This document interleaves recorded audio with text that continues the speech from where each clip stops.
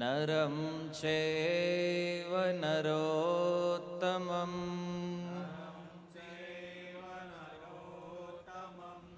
દેવીં સરસ્વતી વ્યાસં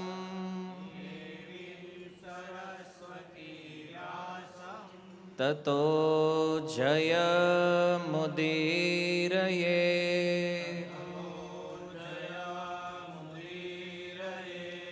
નષ્ટપ્રાયેષુ અભદ્રેષુ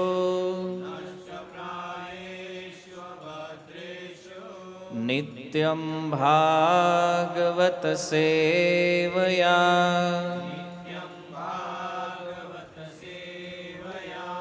ભગવતી ઉત્તમ શ્લોકે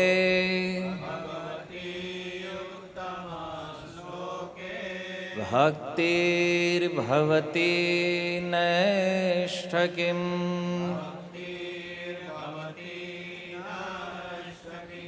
કૃષ્ણાય વાસુદેવાય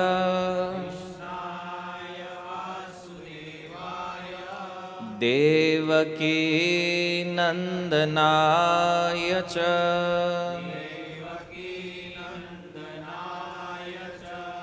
નંદગોપકુમારાય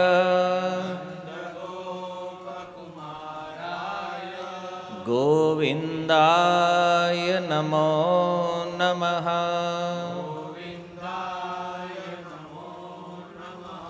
હરે કૃષ્ણ હરે કૃષ્ણ કૃષ્ણ કૃષ્ણ હરે હરે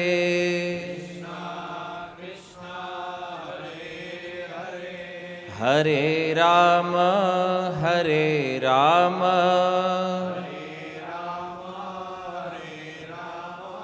રામ રામ હરે હરે.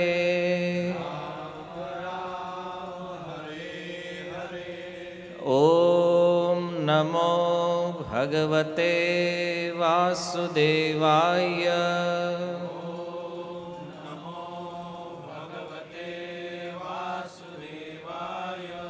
ઓમ નમો ભગવતે વાસુદેવાય.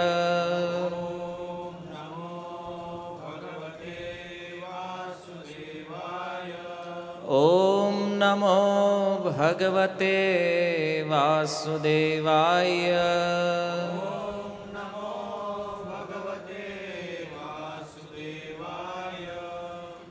હરે કૃષ્ણ.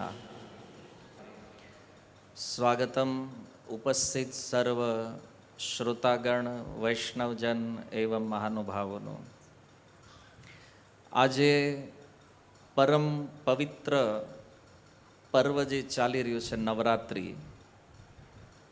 અને એ નવરાત્રિના આ પર્વમાં એક ભાગવત ગુણાનુવાદ સત્સંગનો અવસર આપણને અહીંયા પ્રાપ્ત થયો છે.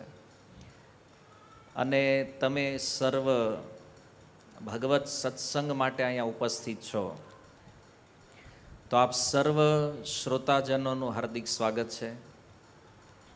અને વિશેષ રૂપથી સ્થાન પણ ઉચિત છે કે કોઈ અવાજ નથી. પ્રોગ્રામ નક્કી થયો ત્યારે મેં પૂછ્યું આ લોકો, મેં નવરાત્રિમાં સત્સંગ તો બધું અઘરું છે થોડુંક, પણ એ કાંઈ હકીકત વાંધો નથી, કોઈ આજુબાજુમાંથી કોઈ અવાજ નથી.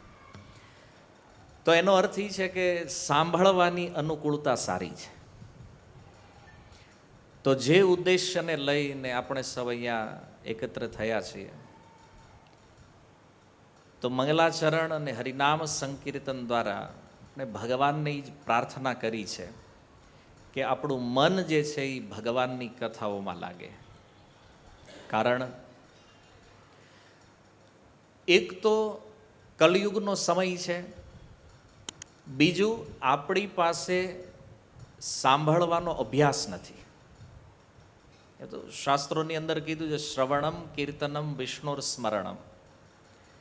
ભક્તિનું પ્રથમ અંગ જે છે એ શ્રવણ છે, સાંભળવું જોઈએ ભગવાનના વિષયમાં. અને કીર્તનમનો અર્થ છે ભગવાનના નામને, ભગવાનના રૂપ ગુણ લીલાઓને ગાવું. કીર્તયતિ ઇતિ કીર્તન. પણ ઘણીવાર અભ્યાસ નહીં હોવાના કારણે આપણને થોડીક અસહજતા લાગે આમાં કે ભાઈ કેવી રીતે નામ લેશું, કેવી રીતે સાંભળી શકશું. અને વિષય પણ એવો હોય કે સાંભળ્યું ઘણું બધું છે આપણે, પણ જે ખરેખર સાંભળવાનું છે એ બહુ ઓછું સાંભળ્યું છે અથવા હાવ નથી સાંભળ્યું. એટલે મનુષ્ય જીવનના લક્ષ્ય પ્રતિ સંકેત કરતા શ્રી સૂત ગોસ્વામી ભાગવતમાં કહે છે કે મનુષ્ય જીવન જેણે પ્રાપ્ત કર્યું છે એનું પ્રથમ કર્તવ્ય એ છે કે જીવનના ઉદ્દેશ્યને જાણે. મનુષ્ય તો આપણે બધા બન્યા છીએ. હવે કર્તવ્ય એ છે કે આ મનુષ્ય આપણને કેમ બનાવ્યા છે. કારણ કે સંસારમાં આપણે જોઈએ તો કેટલા બધા લોકો અલગ અલગ પ્રકારના શરીરોમાં આપણને જોવા મળે છે. કોઈ વૃક્ષોના શરીરમાં છે, કોઈ જીવજંતુના શરીરમાં છે, કોઈ પશુના શરીરમાં છે, કોઈ પક્ષીઓના શરીરમાં છે. અલગ અલગ એટલા બધા શરીરો છે કે અમુક અમુક યોનિઓના આપણને નામ પણ ખબર નથી. એવા પણ જીવ આ સંસારમાં અસ્તિત્વમાં છે. અને જેની પાસે શરીર નથી એવા તો આપણી સંખ્યા કરતાં અનેક ગણા છે. તો આપણા મનમાં વિચાર આવે ને જોઈને કે ભાઈ આ જેટલી પણ વેરાયટી બની છે, કોઈ પશુ છે, કોઈ પક્ષી છે, કોઈ કીટ પતંગ છે, કોઈ વૃક્ષ છે, કોઈ જળચર છે, અને આપણે મનુષ્ય છીએ. અને ભાગવત ઈ પણ કહે છે, કપિલ દેવહૂતિ સંવાદમાં ભગવાન કપિલ માતા દેવહૂતિને કહે છે કે જીવોની શ્રેષ્ઠતા યદિ તમે જોવો તો સૌથી નીચેમાં નીચે એવા જીવ છે જેને આપણે જોઈ નથી શકતા. કોઈ વાયરસ, બેક્ટેરિયા, જેને જોવા માટે માઇક્રોસ્કોપની જરૂર પડે, સીધી આંખે દેખાતા નથી. એનાથી થોડા શ્રેષ્ઠ જીવ કોણ છે? જે દેખાય છે આપણે. એમાંથી ઉપર જોવો તો જળચર, એનાથી શ્રેષ્ઠ વૃક્ષ, એનાથી ઉપર છે પક્ષી, એનાથી ઉપર છે પશુ, અને સર્વોત્તમ શરીર જે છે એ મનુષ્ય દેહ છે. પણ વર્તમાન સમયની અંદર જોવામાં આવે તો પ્રાય મોટા ભાગના લોકો એક જ કાર્યમાં પ્રવૃત્ત થયેલા છે, અને એ છે આહાર, નિદ્રા, ભય અને મૈથુન. આહાર મતલબ ખાવું, નિદ્રાનો અર્થ છે સૂવું, ભયથી રક્ષણ કરવા માટે પોતાના સુરક્ષાની યોજનાઓ બનાવવી, અને મૈથુનનો અર્થ છે પોતાની જેવા અન્ય શરીરોને ઉત્પન્ન કરવા. તો આ સંસારમાં જેટલું પણ કાર્ય થાય છે મૂળ તો આ ચાર વસ્તુ માટે છે. કોઈને પૂછીએ છીએ બિઝનેસ કેમ કરો છો? બોલે ખાવા માટે. તો મહેનત કરી, ખાઈ લીધું, પછી હવે શરીર થાકી ગયું છે તો નિદ્રા, આરામ આપો એને, સૂઈ જાય. ક્યાં સુવાડવું એને? કે રોડે તો નહીં હુવે, બનાવવાની વ્યવસ્થા બનાવો કે ઠંડી ન લાગે, ગરમી ન લાગે, વરસાદથી કોઈ સમસ્યા ન થાય. તો થોડું ઈ પણ સુંદર સુંદર ભવનો તૈયાર થયા. અને સૌથી વિશેષ મૈથુન, સંતાન. જે જે શરીરોમાં છે મનુષ્ય છે તો મનુષ્યના રૂપમાં સંતાનોની ઉત્પત્તિ કરી, અને અંતે મૃત્યુ. જો આ ચાર જ કામ કરીને પછી મરવાનું છે તો વિચાર એ કરવો જોઈએ કે આપણે અહીંયા આવ્યા શા માટે? કાંઈક તો લક્ષ્ય છે. આ જ ચાર કામ જો કરવાના હોત તો પછી બીજા શરીરોમાં બહુ સારી રીતે આ બધું થાય છે. પશુઓની અંદર એવું નથી કે કોઈ પ્રકારના ભોગ નથી. આજકાલ મનુષ્ય એવું વિચાર કરે કે આપણે મનુષ્ય બન્યા છીએ, આપણને આટલી બધી સુવિધાઓ મળી છે, અને આ સુવિધા અન્ય શરીરોમાં ક્યાં છે?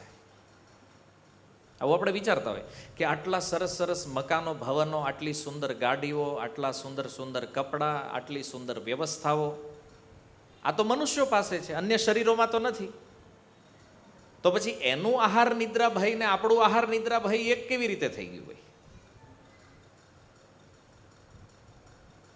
તો શરીર ભલે જુદા હોય, પણ આનંદનું જે સુખ છે એ બધા શરીરોમાં એક જ સમાન છે. આપણે કોઈ સારી એવી રેસ્ટોરન્ટમાં બેઠા હોય અને ત્યાં બેસીને પીઝા, પાસ્તાનો આનંદ ઉઠાવતા હોય, એસી ચાલુ હોય ને ફર્સ્ટ ક્લાસ, આમ કોઈ પ્રકારની કમી નથી, ને આપણને એવું લાગે આનાથી વધારે સુખ જીવનમાં બીજું કોઈ નથી. આવો ભાવ આપણી અંદર હોય તો ઋષભદેવ પોતાના પુત્રોને ઉપદેશ આપતા કહે છે કે આ મનુષ્ય લોકમાં મનુષ્ય જીવન જે છે એ ખાવા પીવા ઊંઘવા માટે નથી. આનું જે સુખ, આનો જે આનંદ છે ને, એ 84 લાખ શરીરોમાં સેમ છે બધામાં. આપણને ભોગોમાં જે પ્રકારના સુખ આનંદની અનુભૂતિ થાય છે, એવા જ સુખ અને આનંદની અનુભૂતિ પશુઓને પણ થાય છે. આપણે એમ વિચારતા હોય કે આપણે કેટલા સરસ બેડ ઉપર સૂતા છીએ, મુલાયમ ગાડલું હોય, ઓઢવા માટે સારી રજાઈઓ હોય, અને બહાર ઠંડીની મોસમ હોય, અને એમાં આપણે થાય કે ઓહો, આપણે તો પરમ આનંદ છે એમ. ઘોડો તબેલામાં ઊભો ઊભો સૂવે ને એને એટલું જ સુખ, એવું જ ફિલિંગ આવે એને સેમ. ભલે એને ગાડલું નથી, એને ઓઢવાનું નથી, સેમ ફિલિંગ. કોઈ પશુ સૂવે છે એને પણ આનંદિત છે. આપણે પીઝા પાસ્તા ખાવામાં જે આનંદ લઈએ છીએ, એક સુવરને ગટરનું મળ ખાવામાં સેમ આનંદ છે, એ જ ફિલિંગ છે. આ બીજાણીએ આજીવન સુવર એક જ કામમાં લાગેલું છે કે મળનો સ્ટોક ક્યાંથી મળે આપણને. આખું જીવન એમાં નીકળી જાય, કારણ કે એને રહેવાનું છે ગટરમાં, અને એને એક જ વસ્તુ પ્રાપ્ત કરવાની છે કે મળ કેવી રીતે મળે, એનો ખોરાક છે, અને એમાં એના આનંદ છે. જેમ સુવર પોતાનું આખું જીવન એ મળ શોધવામાં કાઢી નાખે, એમ આપણું આખું જીવન આ સંસારની વસ્તુઓને ભેગી કરવામાં જો નીકળી જાય, આમાં કોઈ બુદ્ધિમાની લાગે છે? શું વિચારો છે? આમાં આપણને લાગે છે આમાં કોઈ બુદ્ધિનું કાર્ય થઈ રહ્યું છે? સેમ વસ્તુ છે. પશુઓ જેમાં જીવન કાઢે, મનુષ્ય એમાં જ કાઢે છે.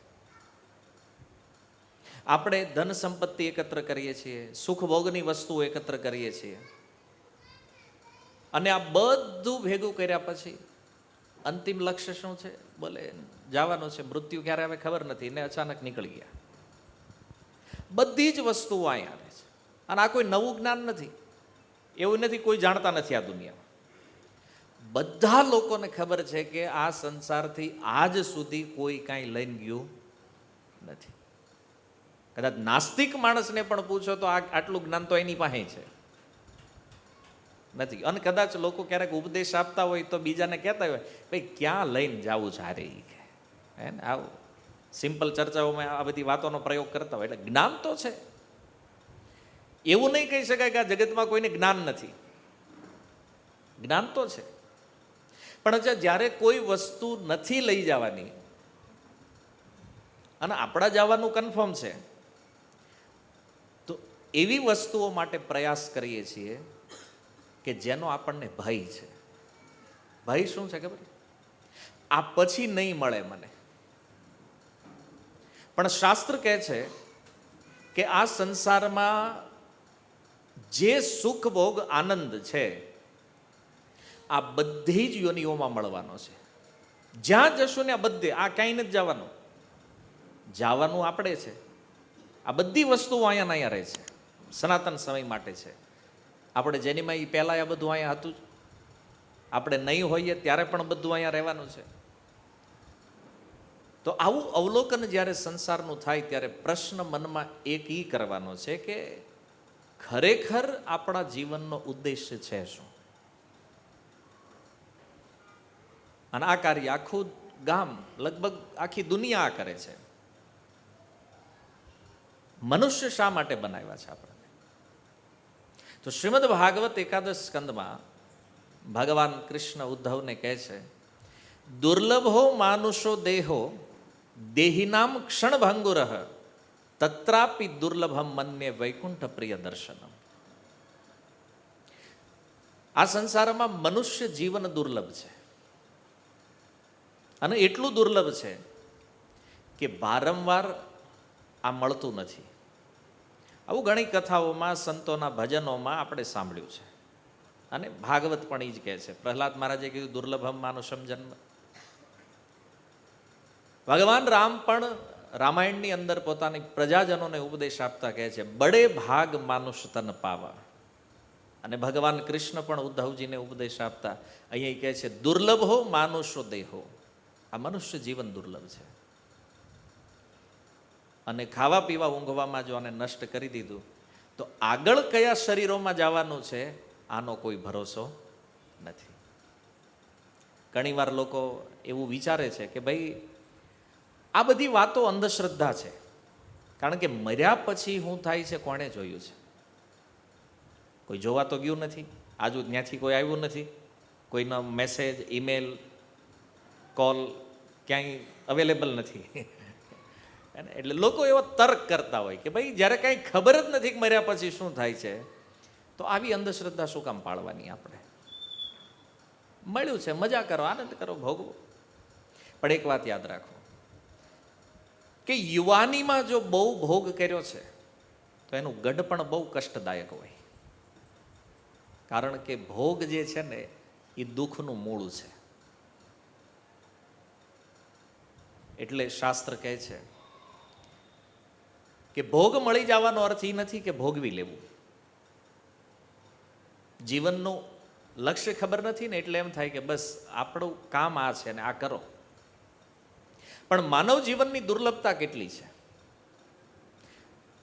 સનાતન ધર્મની અંદર તમે બધા એ સાંભળ્યું છે કે 84 લાખ યોનિઓ છે, 84 લાખ શરીરો છે. અને એક શરીરમાં મિનિમમ 100 વર્ષ જીવે. કોઈકમાં કલાકે જીવન હોય, કોઈમાં 1000 વર્ષ હોય, એવરેજ 100 વર્ષની લઈ લો.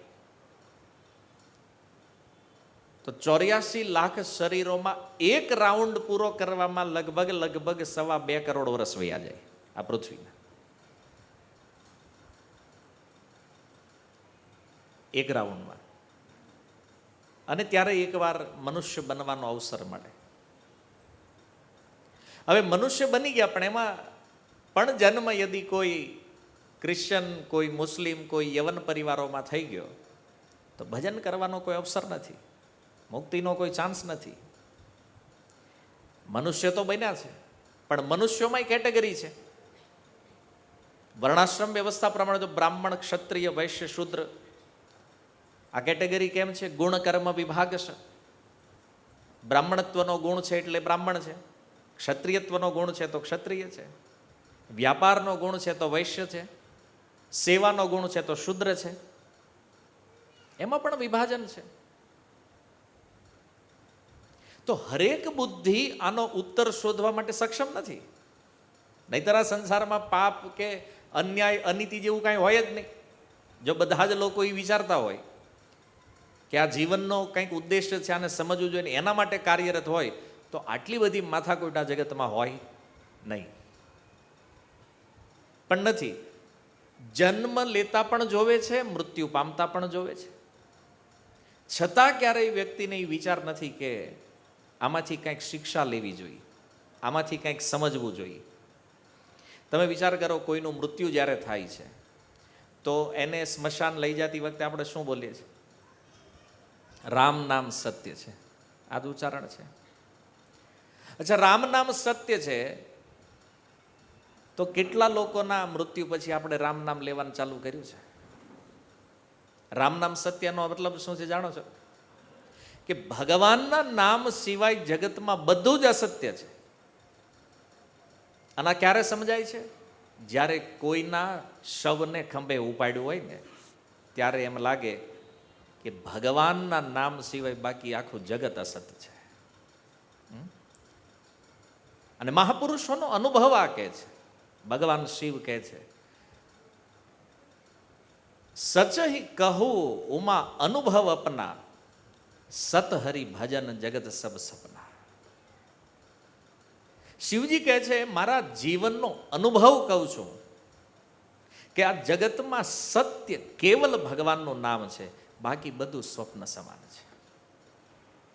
શિવજી એવું નથી કે આમે સાંભળ્યું છે કોઈની પાસે, નહીં, અનુભવ. શિવજી પોતાનો અનુભવ કહે છે. અને એટલા માટે લંકામાં જે ઐશ્વર્ય છે એ કોણે આપ્યું છે? શિવજી આપ્યું છે ને રાવણને.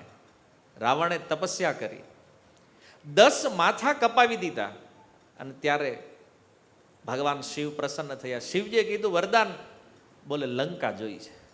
શિવજી કે આપી. સોનાની લંકા રાવણને આપી દીધી. શિવજીએ પોતાના માટે ભવન નથી બનાવ્યું. બહુ વિચારવા જેવો વિષય છે. સોનાની લંકા જેને આપી દીધી છે, શિવજીનું પોતાનું કોઈ ભવન નથી. શું કામ? કારણ કે શિવજી જાણે છે કે આ બધું એક દિવસ નષ્ટ થઈ જાય, ભજન ક્યારેય નષ્ટ થવાનું નથી. અને એટલા માટે રામાયણ પ્રમાણ છે, કુળ સહિત રાવણનો વિનાશ થઈ ગયો, અને શિવજી કોઈ ચિંતા નથી, કોઈ ટેન્શન નથી. હા, એનો અર્થ એ નથી કે જગતમાં પ્રારબ્ધથી કાંઈ પ્રાપ્ત થયું છે તો એનો સ્વીકાર ન કરવો. થોડો જે ભ્રમ ભજનને લઈને જે મનમાં છે કે ભજન કરવા માટે નોકરી ધંધો આ બધું છોડી દેવું પડે, આવું આપણા ગુજરાતમાં થોડું આવું થિંકિંગ ચાલે છે કે ભાઈ ભજન કરવું હોય તો ભાઈ ધંધો ને આ બધું બંધ કરવું પડશે. એવું નથી. ભજનને ને આ બધાને કાંઈ લેવા દેવા નથી. ભજન કરવા માટે એક જ વસ્તુની જરૂર છે, અને એ છે ઈચ્છા હોવી જોઈએ. મારે ભજન કરવું છે, આ ભાવ હોય તો બાકીની કોઈ વસ્તુ આમાં બાધા નથી કરતી. એટલા માટે ભગવાન કહે છે કે આ દુર્લભ મનુષ્ય જીવન જે મળ્યું છે ને, એ પોતાને સમજવા માટે છે, પોતાના સ્વરૂપને સમજવા માટે, અને પોતાની સમજ આવ્યા પછી ભગવાનને સમજવા માટે છે. તો ભગવાન અને જીવનું સ્વરૂપ સમજાય, અને એ સંબંધને જોડવા માટેની જે પ્રોસેસ છે એ ભજન છે. એટલે પહેલાં તો આની વેલ્યુ ખબર પડવી જોઈએ આ જીવનની. જો મળવું એટલું દુર્લભ છે, અને પ્રહલાદ મહારાજ કહે છે કે પાછું વયું જાય ક્યારે ને આનો કાંઈ ભરોસો નથી. અહીંયા ભગવાન એ જ વાત કહે છે, દુર્લભ હો માનુષો જન્મ. મનુષ્ય જીવન દુર્લભ છે, પણ દેહી નામ ક્ષણ ભંગુર. વળી પાછું નષ્ટ ક્યારે થઈ જાય તો કોઈ ભરોસો નથી. આપણી પાસે આપણી બર્થ ડેટ છે. કોઈને પણ પૂછો કે ક્યારે જન્મ્યા છો તો બધાને ખબર છે પોતાની બર્થ ડેટ. કોઈને પૂછો જવાની ડેટ ખબર છે? નથી ખબર. ઓકે, તો પ્લાનિંગ કેવા છે આપણા? 5 વર્ષ પછી આપણે આ કરવાનું છે, 10 વર્ષ પછી આ કરવાનું છે, 25 વર્ષ પછી આ. અમુકે તો રિટાયરમેન્ટ સુધીના પ્લાનિંગ વિચારી લીધેલા છે. પણ હવે પ્રશ્ન એ છે કે રિટાયર થાવું કે પહેલા ઉપડી જાવું, નથી ખબર. અને સામાન્ય વ્યવહારમાં જે હમણાં આપણે જોયું કે ભાઈ રામ નામ સત્ય કેટલી વાર સાંભળ્યું છે, કેટલી વાર વાંચ્યું છે, ક્યાંય ને ક્યાંય આવતું જ રહે છે, પણ છતાં આની ઉપર વિચાર નથી થયો ક્યારેય. ભગવાનનું નામ સત્ય છે, તો પછી અસત્ય વસ્તુઓ માટે આટલો પ્રયાસ કેમ કરીએ છીએ આપણે? વિચારો, શરીરના પોષણ માટે, બિઝનેસ માટે, પરિવાર માટે જેટલી મહેનત કરીએ છીએ એની 1% મહેનત ક્યારેય પોતાના આત્મકલ્યાણ માટે આપણે કરી છે? અથવા એવો સમય કાઢીએ છીએ, વિચાર કરીએ છીએ કે મારું શું છે? આ બધું તો આપણે કરીએ છીએ બીજા લોકો માટે. આપણા માટે આપણે શું કરીશું? કહીએ ઘણી વાર કે ભાઈ ભજન કરો, ભગવાનનું નામ, સમય નથી પ્રભુજી. ઈચ્છા તો અમારી છે પણ ટાઈમ નથી. આ બાનું છે, ઇન્ટરનેશનલ બાનું છે, ટાઈમ નથી. સમય બધાની પાસે છે, કાઢવો નથી બીજી વાત છે. તો વિચાર આપણે એ કરવો જોઈએ. આપણને એવું લાગતું હોય કે આપણે આપણી પ્રવૃત્તિઓ દ્વારા બીજા લોકો માટે બહુ કાર્ય કરી રહ્યા છીએ, બહુ સારું કાર્ય કરીએ છીએ, પણ વિચાર એ કરો કે આપણે જો આપણું પોતાનું કલ્યાણ નથી ચાહતા તો આપણે બીજાનું કલ્યાણ ચાહવી ખરા કોઈ દી? આપણી પોતાની મુક્તિના ઉપર જો આપણને વિચાર ન થતો હોય તો બીજાનું કલ્યાણ આપણાથી કેમ થાય? તો કે એવું નથી પ્રભુ, અમે કેટલું બધું કામ કરવી, કોઈને દાન આપીએ છીએ, કોઈને ખવડાવીએ છીએ, કપડાં આપીએ, દવાઓ આપીએ છીએ. નો ડાઉટ આ બધી સેવા સમાજની અંદર બહુ ચાલે છે, પણ આનાથી તો શરીરનું કલ્યાણ થાય ને. અને કલ્યાણ ન કહેવાય, કારણ કે આ ટેમ્પરરી છે, પરમેનન્ટ નથી. ભોજન આપણે કોઈને આપીએ છીએ તો એ કાંઈ એવું નથી કે એને ક્યારેય ભૂખ નહીં લાગે આપણે ખવડાવી દીધું એટલે. એ તો 1 ટક આપણે જમાડી દીધું તો બીજા ટક તો એને ભૂખ લાગવાની ને. બીજા ટાઈમ તો એને કોઈને કપડાં આપી 1 વર્ષ ચાલે, પછી તો ફાટી જાય. પછી કોઈને દવા આપી તો એ ફરીથી બીમાર નહીં પડે એની કોઈ ગેરંટી નથી. તો સમસ્યાઓના ટેમ્પરરી સોલ્યુશન આપણે શોધીએ છીએ, પરમેનન્ટ સોલ્યુશન નથી શોધતા. અને સમસ્યા એ છે કે આપણા માટે આપણે નથી કરતા, બીજા માટે કેવી રીતે કરીએ? સૌથી વધારે તકલીફ ક્યાંય પડતી હોય ને તો એ ભજનમાં પડે છે. અને આ એકદમ રિયાલિટી છે. તમે કોઈને એમ કહો કે તમારે મહેનત કરવાની છે થોડી, આપણે કોઈને કીધું અહીંયા 2.5 મણનું એક કટ્ટું પડ્યું હોય અને કોઈને કીધું ભાઈ આને ઉઠાવીને આમ નાકે મૂકી આવવાનું, શેરીને નાકે, તો ન વાંધો આવે, કરી નાખે. આ જે લોકો મજૂરી કરે છે એને કહો કેટલું વજન ઉઠાવે છે કરે, પણ એને આપણે કીધું હોય કે હવે તમારે ભજન કરવાનું, એ રહેવા દો, એ નથી કરવું. હમણાં સાંભળવામાં જો કંઈક જોક સાંભળાવતો હોય ને હું તો ભાઈ કે આ બહુ સારું, મજા આવે છે.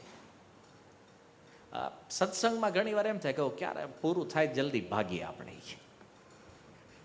હે ને.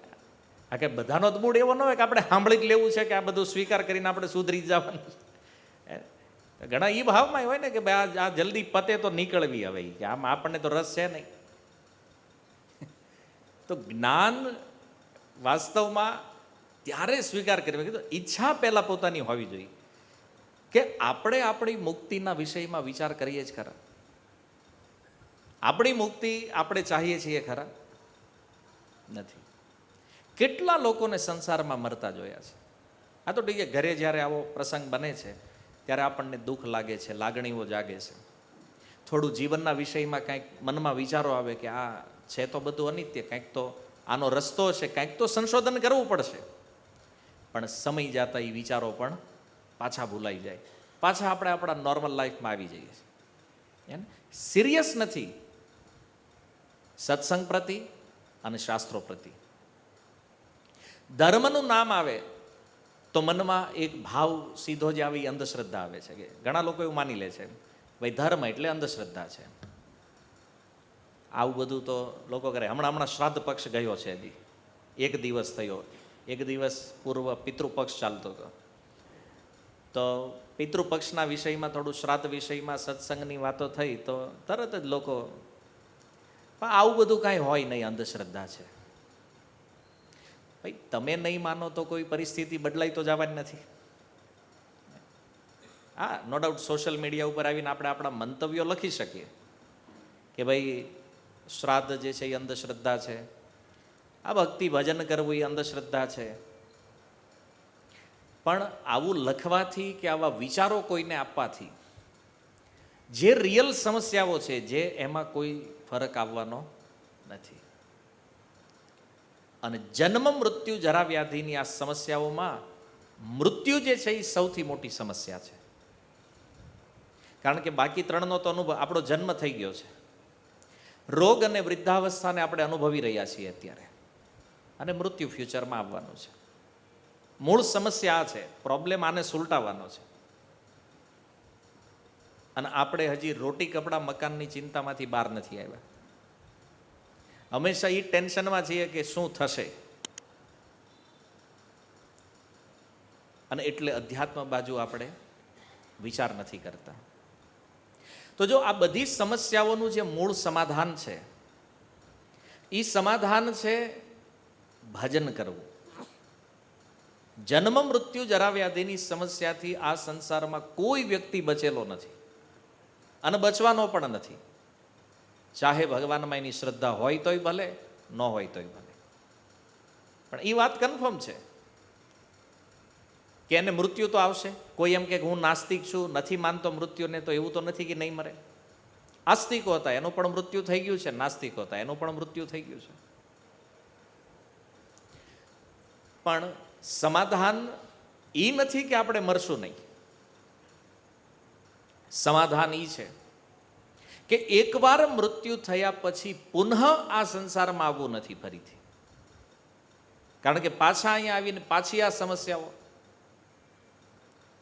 તો જીવનનું લક્ષ્ય એ છે કે આ જન્મ મૃત્યુના બંધનમાંથી કેવી રીતે બહાર નીકળવું, એનો ઉપાય શોધવા માટે આપણને મનુષ્ય બનાવવામાં આવ્યા છે. આ સંશોધન માટે. કૂતરો ક્યારેય આ પ્રશ્ન નહીં કરે. તમે રોડે જાઓ, કૂતરો રખડે છે, એ ક્યારેય નહીં પૂછે કે ભાઈ હું કૂતરો કેમ ને તેમ માણા કેમ. અમારે રોડે રખડવાનું, તમારે આવું આલિશાન સુવિધા ભોગવવાની, આવો ડિફરન્ટ કેમ. કૂતરો નહીં પૂછે. કોઈ વૃક્ષ ક્યારેય પ્રશ્ન નહીં કરે. 84 લાખ યોનિઓમાં મનુષ્ય સિવાય કોઈ પ્રશ્ન નહીં કરે. મનુષ્ય એક પૂછી શકે કે આમી કેને અમારે જાર તાપત રહી, હું કેમ દુખી છું, મારે દુઃખ જોતું નથી છતાં દુઃખ આવે છે. અને આ વાત પણ અનુભવની છે. તમે આજ સુધી કોઈએ દુઃખ માટેની કામના કરેલી ખરી? ક્યારે દુઃખની ઈચ્છા કોઈએ કરી? ભગવાન પાસે જઈને કીધું હોય કે ભાઈ અમારે તો બહુ પેઢીઓથી સુખ જ સુખ હાલ્યું આવે છે, તો કાંઈક એવું કરો તો થોડુંક દુઃખની અનુભૂતિ થાય. એવું કોઈ મજાકમાં પણ ક્યારેય ભગવાનને આ પ્રાર્થના નથી કરતા કે દુઃખ આવે, છતાં આવે છે. કોઈ માગતું નથી દુઃખ, છતાં દુઃખ આવે છે. અને સુખ, સુખ બધા લોકો માગે છે. બધા જઈને પ્રાર્થના ઈ કરે છે કે પ્રભુ સુખ આવે ને દુઃખ જાય. પણ થાય છે હું? દુઃખ આવે છે. સુખ માગી માગીને મરી ગયા બિચારા. કોકને માંડ માંડ મળ્યું છે અને બાકી નથી મળતું. પ્રાર્થના બધાની સુખની છે, પણ મળે છે દુઃખ. કોઈ ચાહતું નથી દુઃખી થવા માટે, છતાં પ્રકૃતિના આ ત્રિવિધ તાપ જે છે દુઃખ આપે છે. એટલા માટે મનુષ્ય એ પ્રશ્ન કરે કે મારે દુઃખી નથી થવું, છતાં દુઃખ કેમ આવે છે?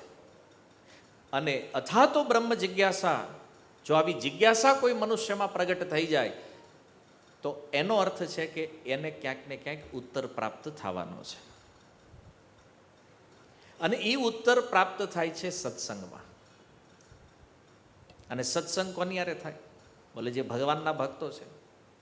તો ભગવાન કહે છે કે એક તો મનુષ્ય જીવન દુર્લભ છે, ઉપરથી ક્ષણભંગુર છે, ક્યારે નષ્ટ થઈ જાય કાંઈ ખબર નથી. આજે અહીંયા બેઠા છીએ અથવા આજે કેટલાય લોકો જીવતા હશે અત્યારે, કાલ સવારે એ નહીં હોય. અને કાલનું ન્યૂઝપેપર આવશે ત્યારે ખબર પડશે કે જે અત્યારે છે એ કોણ કોણ કાલે નથી. એવું કાલે સવારે છપાવાના છે એ ફોટા. અને જે અહીંયા છે એણે હજી વિચારી નથી કર્યો કાલે સવારે હું નથી પાછું. અને આ ક્રમ રોજ ચાલે છે. એટલે ભગવાન કહે છે આ ક્ષણભંગુર છે, ક્યારેક ક્ષણમાં જીવન સમાપન થઈ જાય ખબર નથી. તો 50% ભગવાનની આ કૃપા છે આપણી ઉપર કે આપણને મનુષ્ય દેહ આપ્યો છે. એ તે સનાતન ધર્મની અંદર અને સનાતન શાસ્ત્ર પરંપરાની અંદર.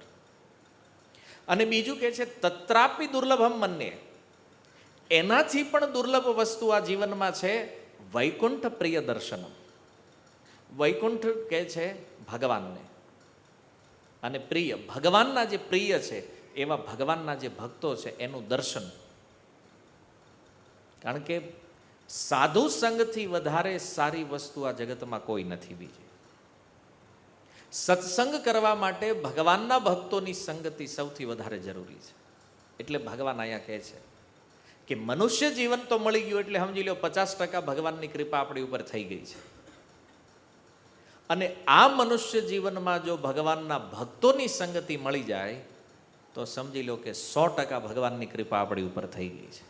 આનાથી મોટી કૃપા ભગવાનની બીજી કોઈ નથી. પણ હવે પ્રોબ્લેમ એ છે કે ભક્તો હારે આપણને ફાવતું નથી. હે, તિલક માળા ધોતી જોઈ નથી કે ભડક્યા નથી આપણે. અભિમાન છે ને થોડું કે ભાઈ આપણે જીવનમાં અચીવમેન્ટ કર્યું છે, મહેનત કરી છે, આવડા બસ મફત ખાઈ છે બેઠા બેઠા.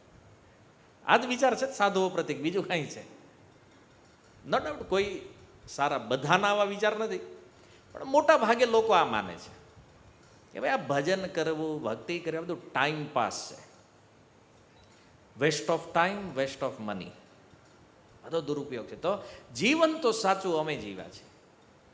જોવો કેટલું અચીવમેન્ટ કર્યું, અહીંયા પહોંચી ગયા, આ કર્યું, ગમે ત્યાં પહોંચી ગયા, અંતે તો બધું શૂન્ય થવાનું છે. અને આ કન્ફર્મ છે, બીજું કાંઈ કન્ફર્મ હોય કે ન હોય, આટલું તો કન્ફર્મ છે કે અંતે બધું જ શૂન્ય થઈ જવાનું છે. એટલા માટે શાસ્ત્રોમાં કીધું સાધુ સંગ સર્વશાસ્ત્ર કહી, લવ માત્ર સાધુ સંગ સર્વ સિદ્ધિ હોય. થોડો એવો સમય પણ જો ભક્તોની સંગતિ મળી જાય ને તો જીવન બદલે.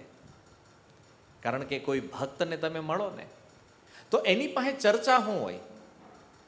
ભગવાન ગીતામાં કહે છે કથયન તસ્ય મામ નિત્યમ, નિત્ય મારી કથાઓને કહેતા રહે છે.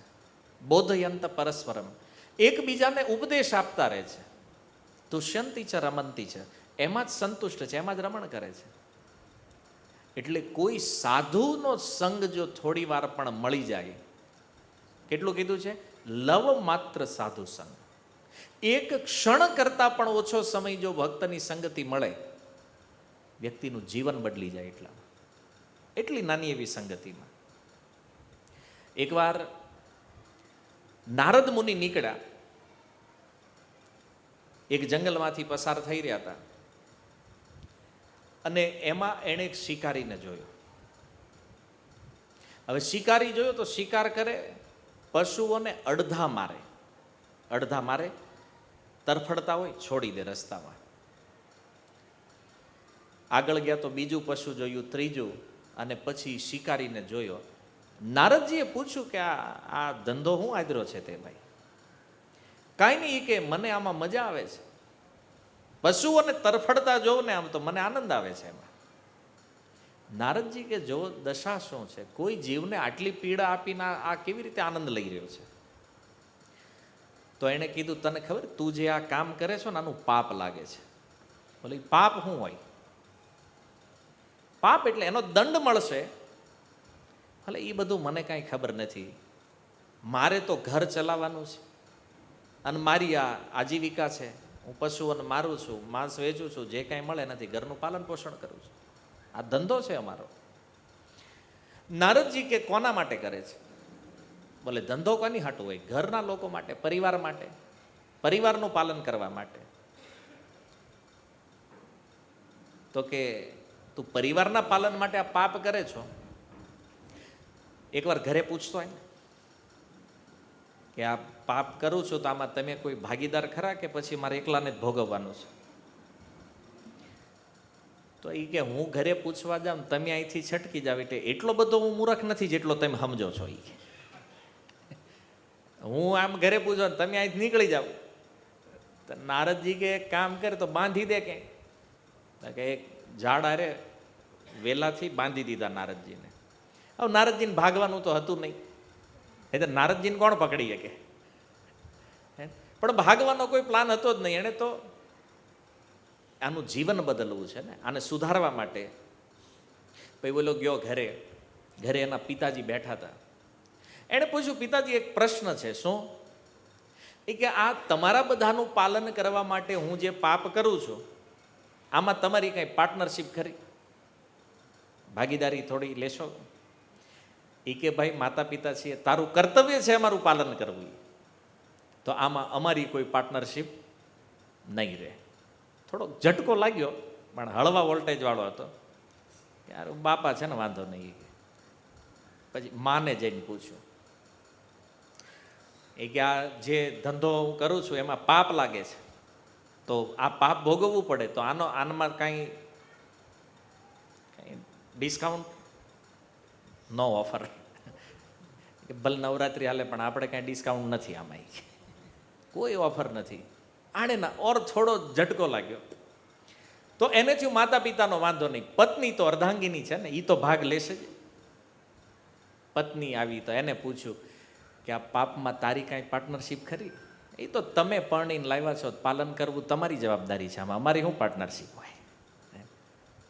સૌથી મોટો ઝટકો આમાં લાગ્યો. એ કે જેને હું મારા માનું છું એ જ મારાથી દૂર જઈ રહ્યા છે બધા. માતા પિતાએ ના પાડી, પત્નીએ ના પાડી, બાળકો આવ્યા બે, એને પૂછ્યું કે એટલે તમારી કાંઈ પાર્ટનરશિપ પાપમાં? બોલે તમે પેદા કર્યા, પાલવો તમે, એ કે અમારે શું લેવા દેવા છે? આખા પરિવારે ના પાડી. દોડતો આવ્યો ને નારદજીના ચરણમાં પડી ગયો. એ કે નારદજી, અત્યાર સુધી બહુ પાપ કર્યું છે મેં, પણ ભાગીદારી કોઈ લેતું નથી. નારદજી કે દંડવત કરે, પેલા છોડ તો ખરો એ ક્યાંયથી? તો ગુરુ તો માની લીધા ને, ગુરુ બંધાયેલા છે હજી, કે તો ખોલ તો કઈ ખબર પડે હું વાત કરવી તારી યારે. અને એણે મુક્ત કર્યો. પણ આ વિચારવાની વાત એ છે કે આ કથા અને આપણી કથામાં કાંઈ ઝાઝો ફરક નથી. એક વસ્તુ સમજો કે આપણે કાંઈ પણ જે ધંધો કરીએ છીએ, એક નોકરી કરતા હોય, અને એમાં કાંઈક તો પાપ થતું છે. હા, એવું તો નથી જ કે આપણે જે કરીએ બધું 110% વ્હાઇટ એન્ડ વ્હાઇટ જ છે. તો એમાં જે કાંઈ દોષ લાગે છે, આપણે ક્યારેય ઘરે આવીને પ્રશ્ન કર્યો છે કે આમાં પાર્ટનરશિપ તમારી ખરી? કથા તો આવી તમે કદાચ સાંભળી હશે બધાએ. મારો જે મેઇન પોઈન્ટ છે એ આ છે, સવારે તમે નીકળી જાઓ છો ઘરેથી, સાંજે પાછા આવો છો, પણ ઘરે આવીને કોઈ દી ઘરના મેમ્બરોને, પરિવારને પૂછ્યું છે કે આમાં પાર્ટનરશિપ છે કે નહીં તમારી? વારસાઈમાં તો નામ લખાઈ લ્યો છો, નોમિનીમાં આવી જાય છે ને, બરાબર? તો પછી આ જે કર્મ અમે આદર્યું છે તમારા પાલન માટે, બાકી એકલો હોત તો તમે 20-25 હજારમાં હાંકી નાખે ને. પણ આ લાખો કરોડોની માથાકૂટમાં ઉતર્યા છે, આ તમારા બધા હાટું થઈને, તો આમાં તમારી કાંઈ પાર્ટનરશિપ ખરી કે નહીં? મને લાગે પૂછ્યું તો નહીં જ હોય, પણ કદાચ પૂછો ઘરે જઈને તો જવાબ શું મળે? જે મૃગારીને મળ્યો એ જ આપણને મળે, કારણ કે એના હગાને આપણા હગામાં કંઈ લાંબુ અંતર નથી. વાત સમજાય? ઉત્તર આ જ છે કે ભાઈ એમાં એ તમારી જવાબદારી છે, તમારું કર્તવ્ય છે, તો તમે કરો છો, આમાં અમારી કોઈ પાર્ટનરશિપ નહીં થાય. આ જ અપેક્ષા. એ ના સાંભળ્યા પછી ઓલાને સમજાઈ ગયું કે હવે અહીંયા રિટર્ન જવા જેવું નથી. આપણી તકલીફ જ ખબર, સવારે બરાબર ઝઘડો કરીને નીકળ્યા હોય ઘરેથી, ક્યારેક ક્યારેક લડાઈ થઈ જાય ને, અને ઓફિસે જઈને વિચાર કરે જાવું જ નથી ઘરે આવે પાછો. આની રોજની માથાકૂટ, એનું એ હાંજ પડે તો પાછો ના વિચાર બદલી જાય. હાંજ પડે ત્યાં સુધીમાં બધું સ્વાહા સવાન. એ ઘરવાળા ગમે એ બોલતા હોય, ગમે એવા કટુ વચન કહેતા હોય, તો પાછા ન્યા. સવારે મૂડ અલગ હતો, સાંજે મૂડ ચેન્જ. જ્ઞાન તો આવે છે, પણ સમસ્યા એ છે ને ટકતું નથી. આને ટકી ગયું. આણે જઈને કીધું, નારદજી આવડા તો હિસ્સો લેવા તૈયાર નથી, મેં બહુ પાપ કર્યું છે, મારે આમાંથી બચવાનો ઉપાય શું છે? અને આ જગતમાં ગમે એવો નીતિવાન વ્યક્તિ હોય, એ એવો દાવો ન કરી કે મેં જીવનમાં કોઈ પાપ કર્યું જ નથી. અને ન કર્યું હોય તો અહીં હોય નહીં, આપણે કર્યું છે એટલે જ અહીં છીએ. ન કર્યું હોત તો આપણે અહીં હોત નહીં. એટલે એ દાવો આપણે નહીં કરી શકીએ કે મેં કોઈ પાપ કર્યું નથી. ઘણા એવું વ્યવહારમાં કહેતા અમે કોઈ દી કોઈનું ખોટું નથી, તો અહીં શું કરો તમે? કંઈક તો કર્મ છે એટલે જ અહીં જન્મ થયો છે ને, નકર તો તમે ધામમાં બેઠા હોત ભગવાનને ન્યા નિરાતે. અહીં શું કામ આવ્યા? અહીંયા છીએ એનો મતલબ છે ભાઈ પાપ તો વાહે લાગ્યું છે. આ મૃગારીને ખાલી પશુને મારવા જ લાગ્યું છે ને આપણને નથી લાગ્યું એવું નહીં માનવાનું. આપણા કર્મનો જથ્થો કાંઈ ઓછો નથી ભાઈ. અનંત જન્મનું બહુ બેલેન્સ પડ્યું છે, ખૂટે એમ જ નથી. પણ જો આ મૃગારીને એક સાધુ મળી ગયા છે, સંગતિ મળી ગઈ. એણે કીધું ગુરુજી હું કરવાનું છું હવે. એ કયો આ જથ્થો તો આટલો મોટો છે, અનંત જન્મોની અંદર એ ભોગવું તો આમાંથી બહાર નીકળી શકું એમ નથી. અને આપણો ધંધો આવો ચાલે છે. મનુષ્ય જીવન મળ્યું છે આ હિસાબને ક્લીન કરવા માટે. ખાતું જીરો કરો ને અહીંથી નીકળો. અને આપણે શું કરવી? જૂનું લેણું ચૂકવી તો દઈએ છીએ કર્મ ભોગવીને, પાછું નવું એડ કરી લઈએ. ઉધારી કરવાનો જે આદત, જે સ્વભાવ છે ને આપણો, લોન લેવાનો, એ બંધ નથી થયો હજી. સમજીએ? ચાલો આ જીવન મળ્યું છે ને જે પ્રારબ્ધ આવ્યું છે એ ભોગવી નાખ્યું તો એટલું જ ખાતું ક્લીન થઈ ગયું. પણ જેટલું ક્લીન કરવી છે એનાથી ડબલ તો ઉધાર લઈ છે. નવું કર્મ જોડી દઈએ જ પાછું. એટલે પુનરપી જનનમ, ફરીથી પાછો જન્મ. જ્યાં સુધી કર્મનું બેલેન્સ છે ત્યાં સુધી જન્મ થતો રહે છે. મૃગારીએ કીધું નારદજી મારે આ બેલેન્સને ઝીરો કરવાનો છે. આમાંથી હું કેવી રીતે મુક્ત થાઉં? તો કે એક મંત્ર આપું છું તને, આ મંત્ર જપ કર, મુક્ત થઈ જશે. મંત્ર આપ્યો, એણે કીધું રામ બોલ. જુઓ આના પાપની અવધિ કેટલી છે. આટલો સિમ્પલ સરળ શબ્દ રામ કોણ ન બોલી શકે? એકવાર મેં કથામાં વાત કરી તો પછી એક ભાઈ મને મળ્યા. મને કે આ કથામાં થોડુંક મને અસત્ય હોય એવું લાગે છે. કેમ? એ કે નારદજીએ ઓલાને કીધું રામ બોલ, તો રામ કોણ ન બોલી શકે? રામ બોલવું અઘરું છે, પણ ઈ રામ ન બોલી શક્યો. કથામાં તો એવું જ છે કે રામ ઉચ્ચારણ એનાથી થયું નહીં. અને આમાં આશ્ચર્ય નથી. આજે તમે વિદેશમાં જઈને કોઈ ચાઇનીઝને કહો તો રામ બોલ, તો કેમ બોલે છે? હે, અચ્છા યુરોપ કન્ટ્રી વાળાને તમે કહો રામ બોલો તો બોલે રામા. રામ તો નથી નીકળતો ને રામા. અમેરિકનોને પૂછો, ઈ ગોરિયાઓને શું બોલે? રામા. વાહ એ લગાવી દે ગમે એમાં. તો એને કીધું, મેં કીધું વિદેશવાળાને રામ નથી બોલાતું બિચારા, એને રામા થઈ જાય છે, પણ હાલે છે એમાંય તોય ગાડી, વાંધો નથી. તો નારદજીએ કીધું રામ નથી આવડતું? બોલે ઈ નથી બોલાત. તો ઈ કે આ પશુઓને મારવાની પ્રેક્ટિસ છે. તો મારતો હતો ને ત્યારે બોલતો હતો, એ મર્યો તો મરા બોલવાની આદત છે. તમે કહેતા હોય તો રામનું ઉલટું થઈ જાય ને, મરા. ઊંધું હાકી કે મરા ફાવે? આ તો ઈ જ મંત્ર છે. બેહી જા, જપ ચાલુ કરી દો. બેઠો, જપ કરવાનું ચાલુ કર્યું, મરા મરા. નારદજી ત્યાંથી નીકળી ગયા. હવે પ્રોબ્લેમ એ થયો કે બપોરના સમયે નારદજી આને મળેલા અને બપોરે એ જપ કરવા માટે બેઠો મૃગારી. હવે જપ કરતા કરતા સંધ્યા થઈ અને વિચાર થયો, સારું ગુરુજીએ જપ કરવાનું કીધું પણ આને ઊભું ક્યારે રાખવાનું કીધું જ નહીં. હે ને, જપ કરવાનું કીધું પણ આને બંધ કરવાનું કીધું નથી કે મારે ઘરે જવાનું, ખાવા પીવાનું શું છે. પણ નહીં, ગુરુએ કીધું છે તો કીધું છે. એ તો એ મરા મરા મરા ઉલટું નામ જપ કરે છે, પણ એ મરા મરાનું રામ રામ થઈ ગયું. પછી હે ને, વારંવાર મરા મરા મરા બોલો તો રામ રામ રામ રામ થઈ જાય. પછી કારણ કે પાપ જેમ જેમ નષ્ટ થતા ગયા, બેલેન્સ જેમ કટ થતું ગયું, એમ મરા મરા જે છે એ રામમાં પરિવર્તિત થઈ ગયું. તો સ્વામી તુલસીદાસજી કહે છે કે ભગવાનનું નામ જે છે ને ગમે એ રીતે લ્યો તમે, ચાહે સીધું લ્યો ઊંધું લ્યો, ફળ તો હરખું જ આપે. કેમ? બીજને જમીનમાં આડું નાખો, ત્રાસું નાખો, ઊંધું નાખો, એનું અંકુરણ તો સીધું જ થાય. એમ ભગવાનનું નામ એણે મરા લીધું છતાં એના પાપ નષ્ટ થયા. રામ શબ્દ જેવું પુણ્ય થયું, તો રામ શબ્દ ઉચ્ચારણ અને રામના કારણે હવે ગુરુ ઉપર શ્રદ્ધા હતી, આને ઊભું તો રાખવાનું નથી, તો ન્યા જ બેઠા બેઠા એ રામ રામ રામ જપ શરૂ થઈ ગયો અને સમય વ્યતીત થતો ગયો. ધીરે ધીરે શરીર ઉપર માંડ્યો રાફડો જામવા અને આખું શરીર રાફડામાં ઢકાઈ ગયું. એક સમયે નારદ મુનિ ફરીથી નીકળ્યા ત્યાંથી. આ વખતે એના મિત્રને લઈને આવ્યા હતા, પર્વત મુનિને લઈને. પર્વત મુનિ અને નારદ મુનિ બે જ્યારે સાથે આવ્યા તો પર્વત મુનિને કીધું કે અહીંયા મારો એક ભક્ત છે, મારો શિષ્ય છે, તો હાલો એના દર્શન કરતા જ આવી. કઈ અવસ્થામાં છે આજ? દીક્ષા આપીને તો આપણે નીકળી ગયા છીએ, પછી ચેલાને જોયો નથી. તો આવ્યા એ સ્થાનમાં જ્યાં એ બેઠો છે. નારદજીએ પોતાના પુણ્ય પ્રભાવથી એ રાફડામાંથી એને બહાર કાઢ્યો અને જોયું કે હજી સુધી આ નામ જપ કરે છે. નારદજીએ પૂછ્યું, તું હજી સુધી કેમ બેઠો છો? બોલે, ગુરુજી, જ્યારથી તમે ગયા ને ત્યારથી જ અહીં બેઠો છે. કેમ?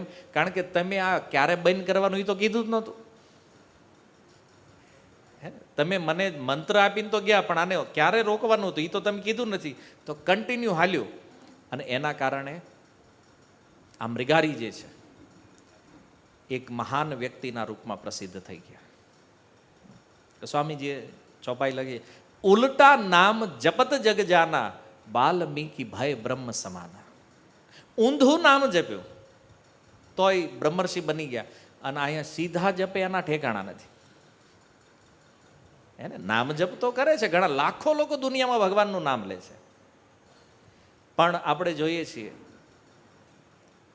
કે નામ લેવા છતાં પણ કોઈ પરિવર્તન નથી. તો શ્રદ્ધાની કમી છે આમાં. મૃગારીને નારદજીમાં પૂર્ણ શ્રદ્ધા હતી. એને એ નથી વિચાર્યું કયો મંત્ર આપ્યો છે, કયું નામ આપ્યું છે.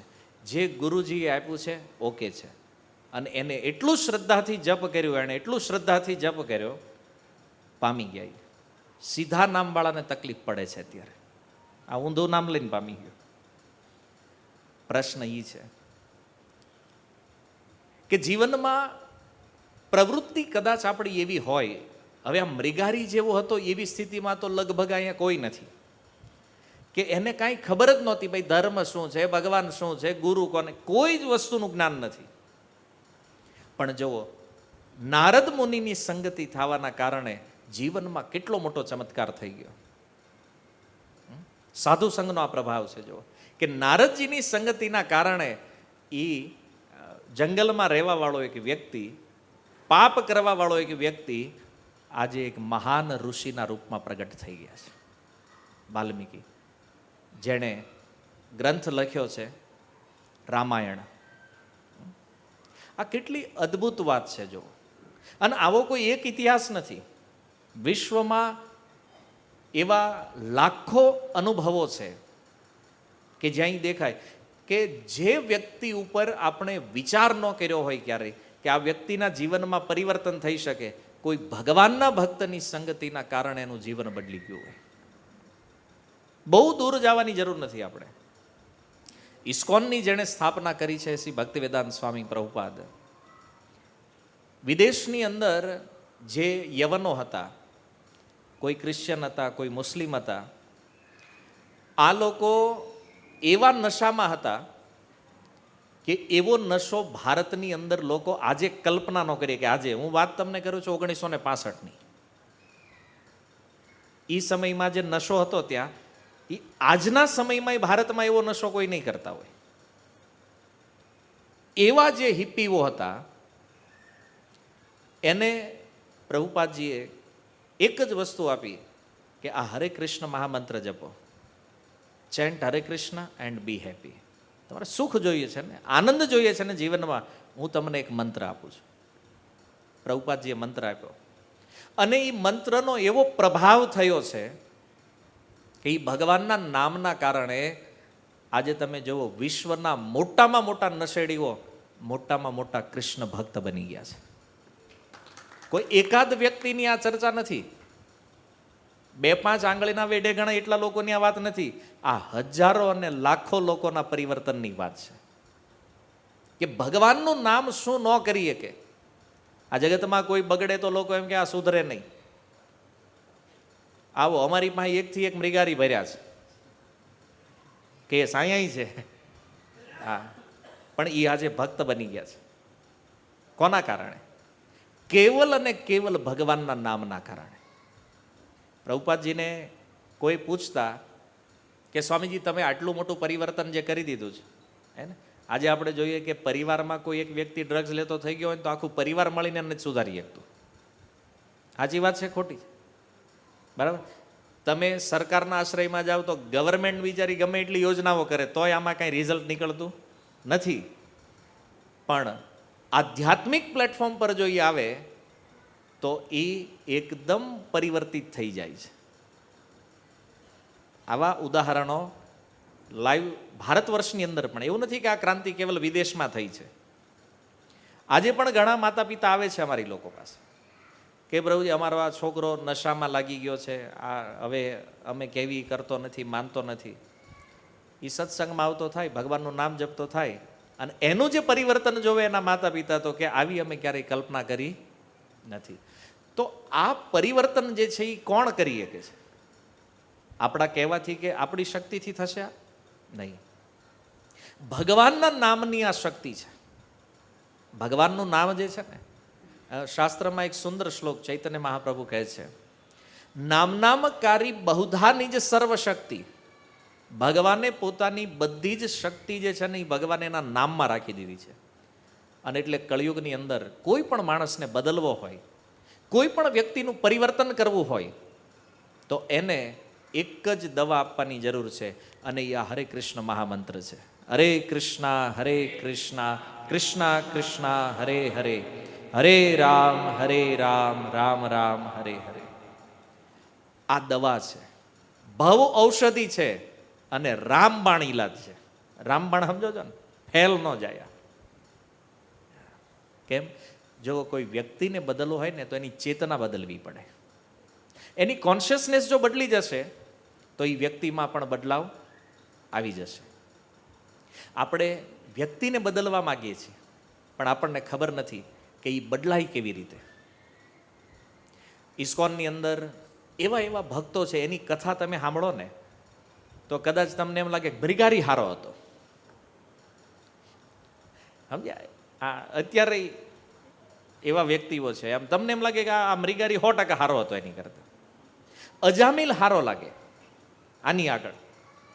અને આવા વ્યક્તિ જેના પરિવારે કલ્પના નહોતી કરી ક્યારેય, જેના મિત્રો સ્નેહીઓએ વિચાર્યું નહોતું કે આ કોઈ દી માળા કરશે, ભગવાનનું નામ લેશે, એવા વ્યક્તિઓ આજે એવા શુદ્ધ ભક્ત બની ગયા, ચા પણ નથી પીતા.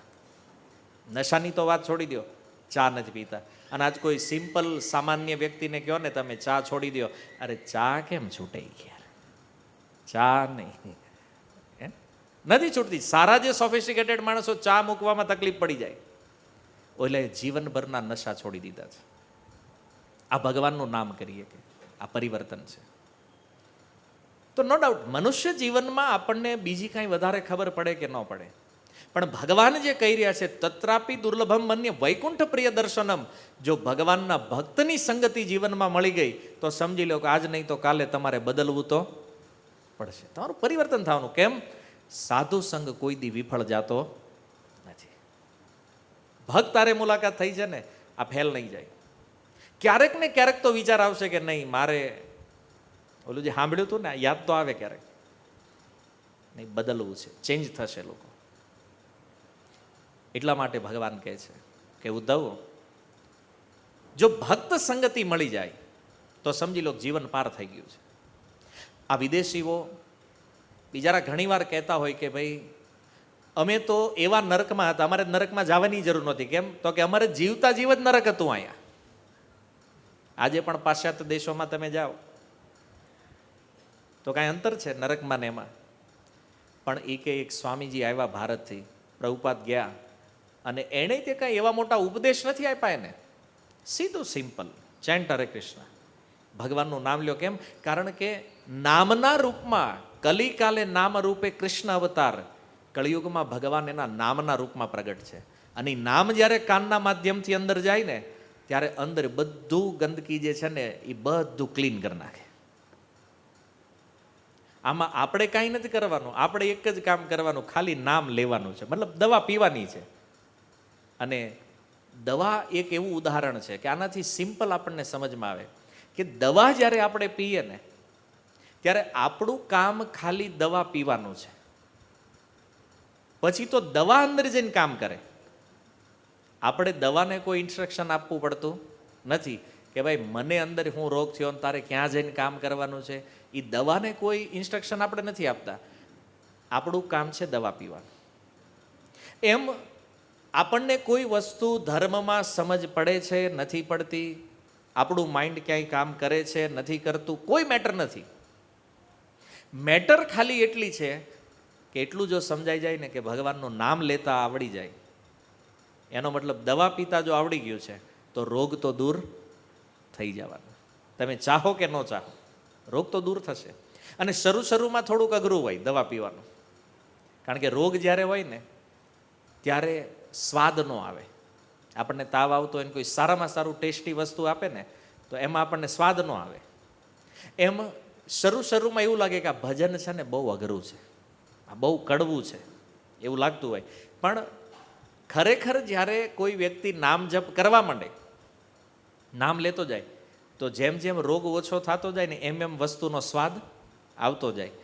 એમ ભગવાનનું નામ લેતા લેતા એવો સ્વાદ, એવું આસ્વાદન થશે કે જીવનમાં બધું છૂટી શકે પણ ભગવાન કોઈ દિવસ છૂટશે નહીં.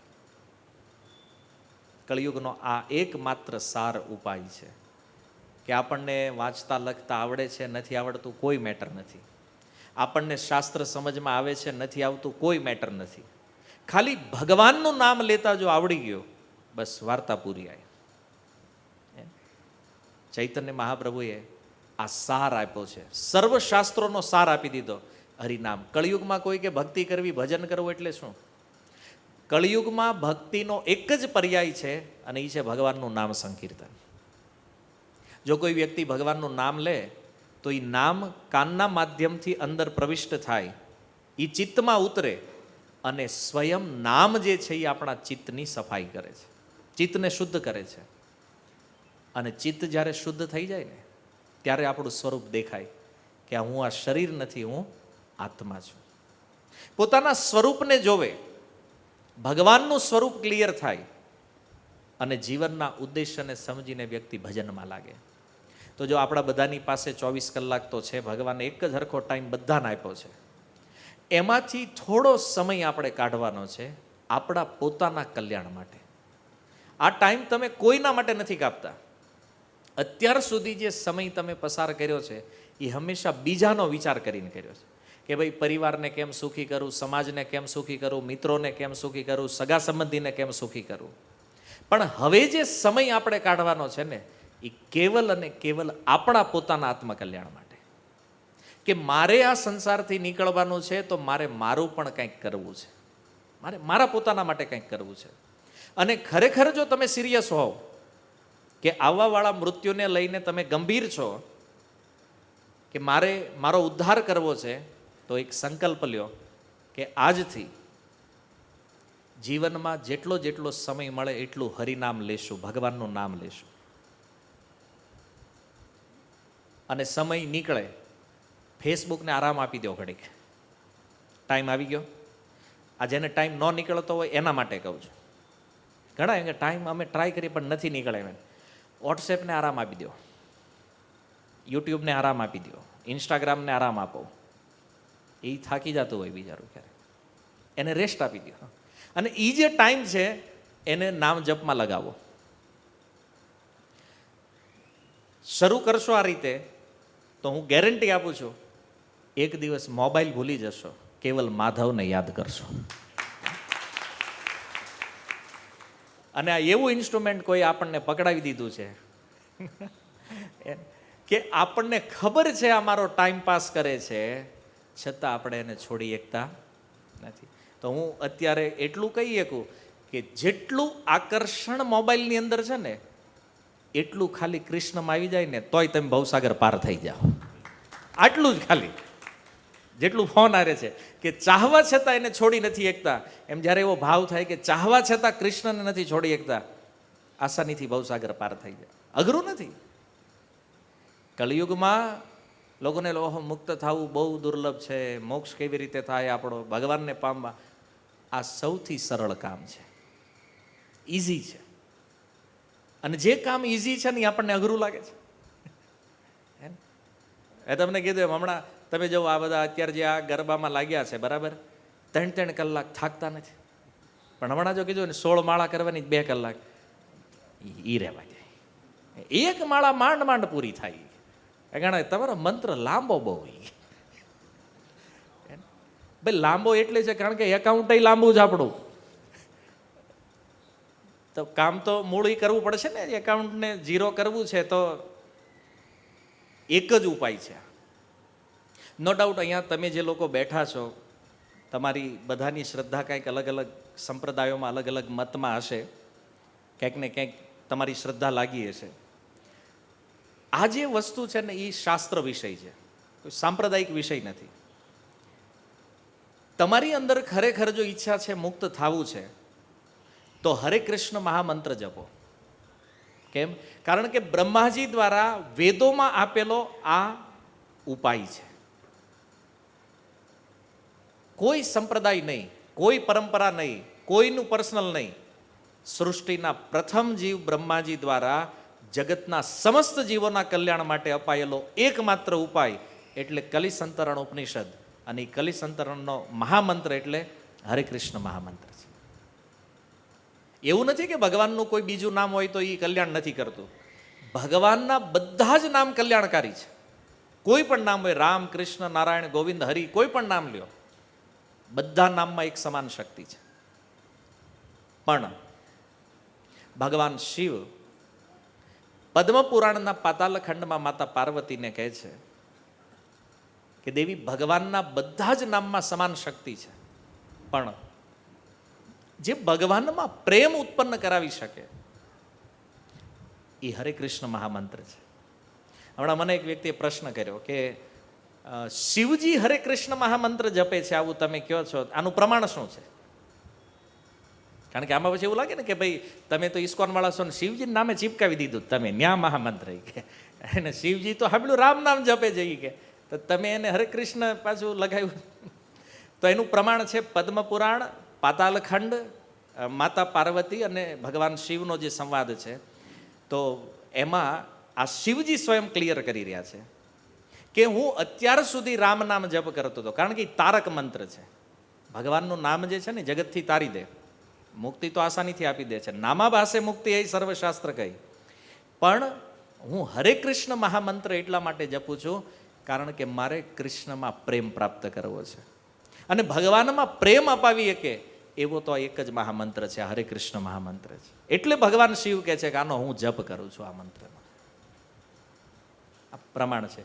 તો હવે શિવજી જે મહામંત્ર જપે છે, બ્રહ્માજી જે મહામંત્ર જપે છે, એને છોડીને આપણે નવા મંત્રનો આવિષ્કાર શું કામ કરવો છે ભાઈ? એમ. અને યજુર્વેદમાં એ પણ લખ્યું છે, કોઈ વ્યક્તિ કહે કે નહીં આ મંત્ર નહીં, બીજો કાંઈ ઉપાય આપો.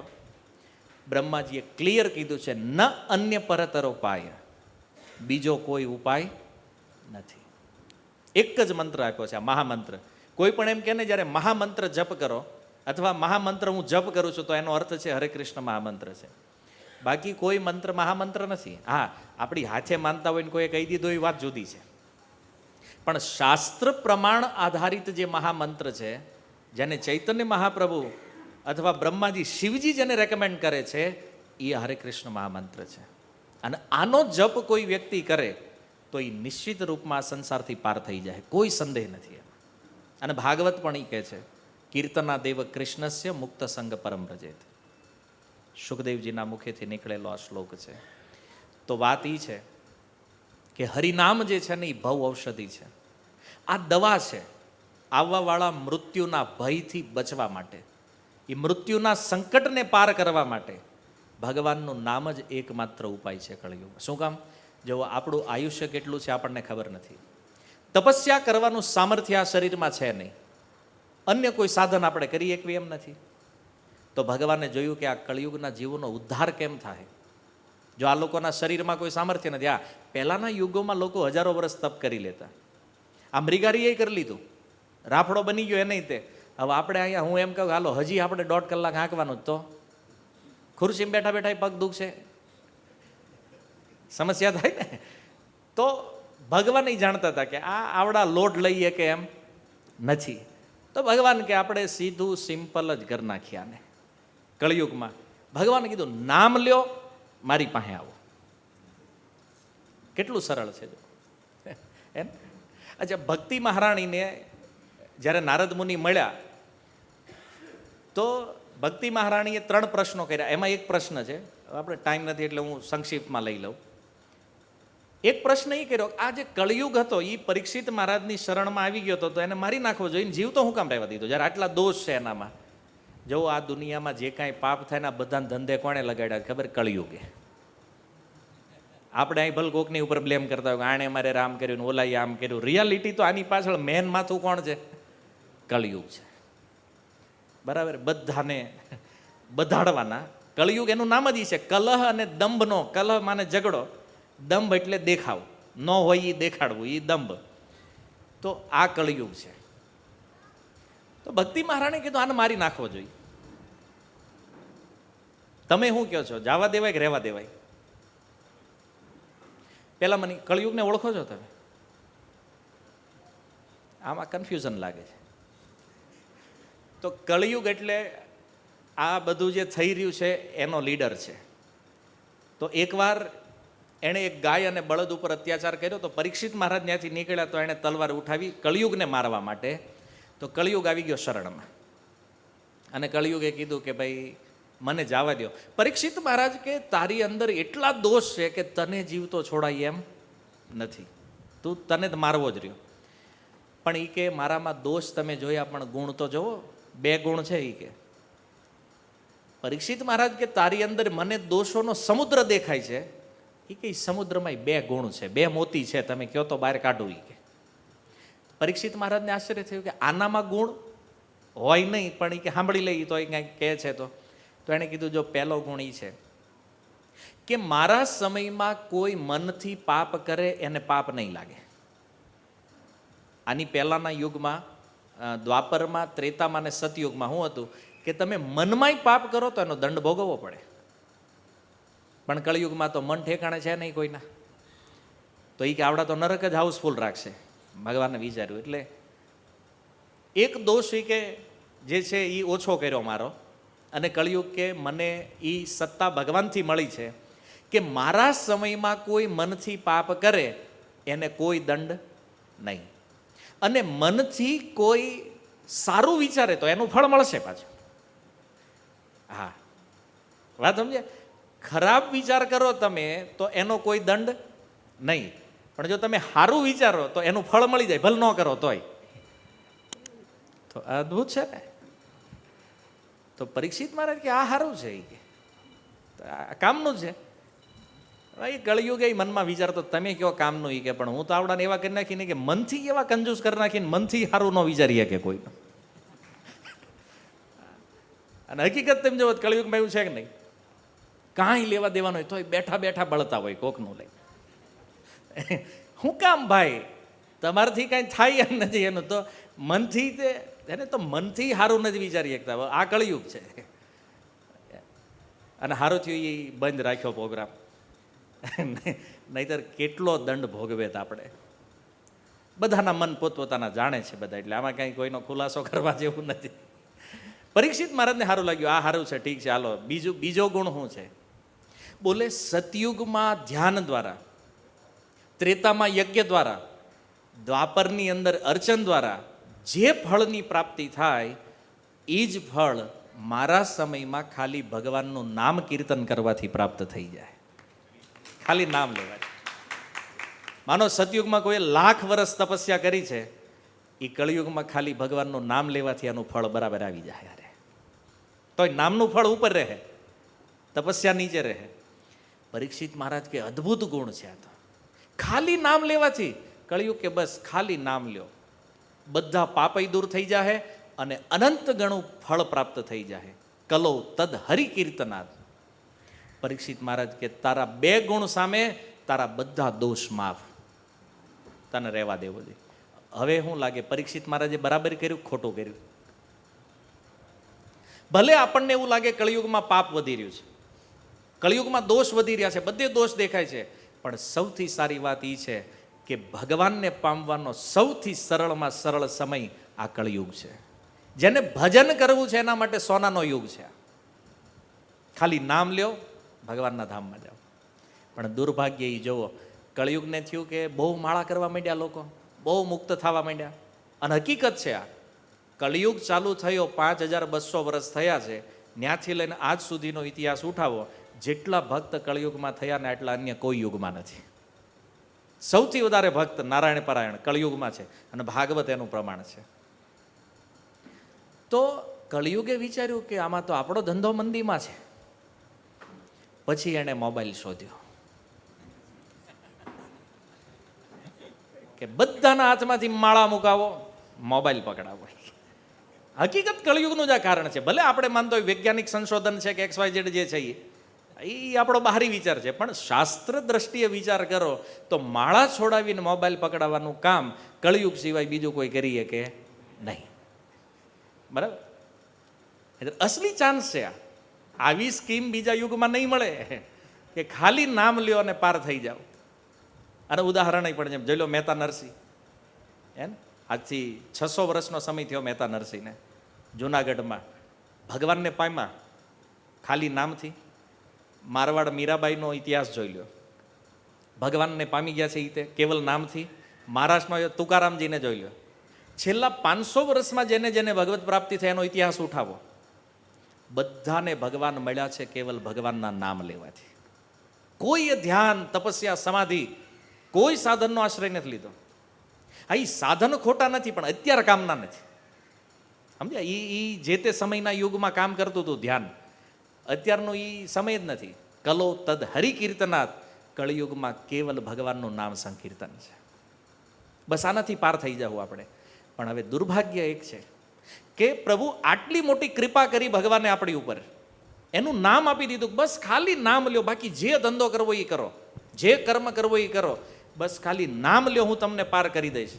પણ દુર્દૈવ ઈદૃશમ મિહાજની નાનુરાગ, દુર્ભાગ્ય જોવો જીવનું કે આટલી કૃપા ભગવાને કરી છતાં એ ભગવાનના નામમાં આપણને પ્રેમ થયો નથી. એમાં મજા નથી આવતી, બાકી બધે મજા આવે. વાતો તો ઘણી બધી છે, પણ સાર તત્વ એ છે કે ખરેખર જો તમે આવાવાળા મૃત્યુ પ્રત્યે સિરિયસ છો અને એવું ચાહો છો કે આપણે આપણું કલ્યાણ કરવું છે, તો આજથી જ ભગવાનનું નામ લેવાનું પ્રારંભ કરો. હરે કૃષ્ણ મહામંત્રનો જપ કરો. મુક્તિ તો મળશે, ભગવાનમાં પ્રેમ પણ થશે.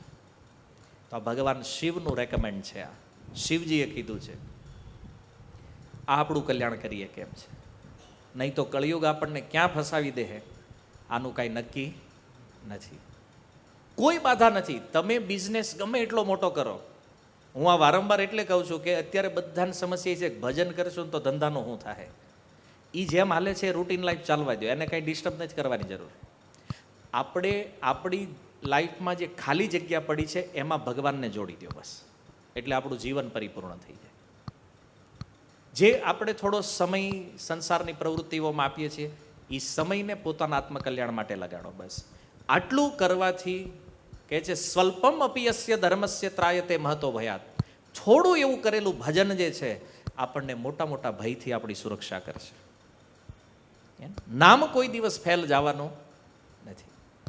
દવા કદાચ પીધી હોય તો અસર ન કરે, પણ ભગવાનનું નામ અસર ન કરે આવું ક્યારેય બનવાનું નથી. એટલે પ્રેમથી જીવનમાં આ નામને સ્વીકાર કરો, ભજન કરો અને ભગવાનની કથા સાંભળો. ભગવાનનું નામ અને ભગવાનની કથા આ બે જ ભવ ઔષધિ છે. અને આ બે વસ્તુ કોઈ આજીવન કરે તો નિશ્ચિત રૂપમાં મૃત્યુ સમયે ભગવાન એનો ઉદ્ધાર કરી દેશે. આમાં કોઈ સંદેહ નથી. પ્રમાણો ઘણા બધા છે, પણ આપણી પાસે સમય નથી. આખું ભાગવત ભર્યું છે એનાથી કે ભગવાનનું નામ લેવા માત્રથી જ આ કળિયુગમાં આપણો ઉદ્ધાર થવાનો છે. અને મૃત વ્યક્તિઓની શ્રદ્ધાંજલિ, આજે આ શબ્દરૂપી શ્રદ્ધાંજલિ કાર્યક્રમ છે. તો જે સ્વજન આપણા પરિવારમાંથી ગયા છે એનું સુખ, એની મુક્તિ પણ ભગવાનના નામથી છે. એટલે આપણે જપ કરતા હોય તો એ પૂર્વજોને પણ યાદ કરવા જોઈએ કે જેને આપણને આ શરીર આપ્યું છે, જેણે આ શરીરનું સામર્થ્ય આપણને આપ્યું છે, કે આપણે ભજન કરી શકીએ અને આપણો ઉદ્ધાર કરી શકીએ. તો એવા જે આપણા પૂર્વજ, આપણા પિતૃઓ છે, એને લક્ષ્ય રાખીને પણ જો હરિનામ કરવામાં આવે તો આ વાસ્તવમાં સાચી શ્રદ્ધાંજલિ છે એના માટે. બાકી તો આપણે ઘણી બધી પ્રવૃત્તિ, કર્મ આપણે કરીએ છીએ, પણ ખરેખર કોઈ જીવનું સુખ જે છે ને એ ભગવાનના નામથી છે. ગરુડ પુરાણાનું પ્રમાણ છે. અને એટલા માટે આપણે ત્યાં મૃત્યુ પછી બેસવાની પરંપરા છે. તો તમે પરિવારજનો જ્યારે જ્યારે પણ ભેગા થાવ છો તો આજકાલ એવું જોવામાં આવે છે કે બધા મળે, આવે, બેહે, ગપ કરીને વયા જાય પાછા. એને બેઠા હોય, ચર્ચા કરતા હોય, તો મોબાઈલ જોતા હોય.